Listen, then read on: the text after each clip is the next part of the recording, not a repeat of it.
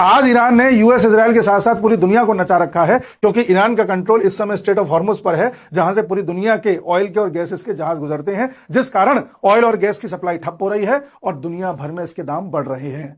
फर्ज कीजिए भारत को भी अगर इस तरह के जल गलियारे पर कंट्रोल का स्ट्रेटेजिक एडवांटेज मिल जाए तो भारत भी दुनिया के बड़े बड़े देशों को नचा सकता है और अपनी हेगड़ी मनवा सकता है। इसी क्रम में भारत की नजर है स्ट्रेट ऑफ मलक्का पर, जहां से चाइना का 70% माल आता है और जाता है।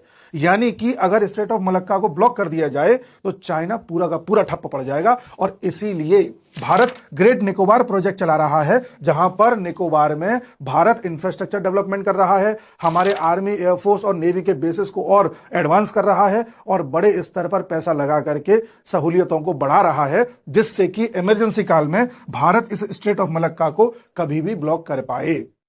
पर आप जानकर हैरान होंगे, भारत के इस डेवलपमेंट से सबसे ज्यादा परेशान है राहुल गांधी। जी हां, जहां वेस्ट बंगाल के फेज 2 के चुनाव चल रहे थे, वहां राहुल गांधी ग्रेट निकोबार में जाकर के इस तरह का अभियान चला रहे हैं कि देखो केंद्र सरकार कितना गलत कर रही है, यहां पेड़ों को काट रही है, ट्राइब्स को परेशान कर रही है, इस तरह का जो प्रोजेक्ट है ये पूरा फ्रॉड है। यानी कि उस प्रोजेक्ट का विरोध कर रहे हैं जिस प्रोजेक्ट के जरिए हम चाइना को कभी भी घुटनों पर ला सकते हैं। आखिर राहुल गांधी को अचानक एनवायरमेंट की चिंता कैसे सताने लगी? पूरे देश में न जाने ऐसी कितनी समस्याएं हैं, दुनिया भर में युद्ध चल रहे हैं, इतना पोल्यूशन हो रहा है, उस पर राहुल गांधी को कुछ नहीं बोलना। पूरी दुनिया छोड़ करके उन्हें अंडमान निकोबार में वो पॉइंट मिला है जो हमारे लिए सबसे ज्यादा जरूरी है, उसी का विरोध कर रहे हैं। और केवल राहुल गांधी नहीं, इनकी माताजी एंटोनियो माइनो लंबे समय से लेख लिख रही हैं कि ये जो ग्रेट निकोबार प्रोजेक्ट है ये प्लैंड मिस एडवेंचर है, जिससे एंडेंजर्ड ट्राइब्स और इकोलॉजी को नुकसान होगा। ये नहीं होना चाहिए, ये केंद्र सरकार गलत कर रही है। और सबसे बड़ी बात, इस मामले को ट्राइब्यूनल में भी ले जाया गया था, जहां ट्राइब्यूनल ने, कोर्ट ने कह दिया है कि जब देश हित सामने आता है तो बाकी चीजें नहीं देखी जाती।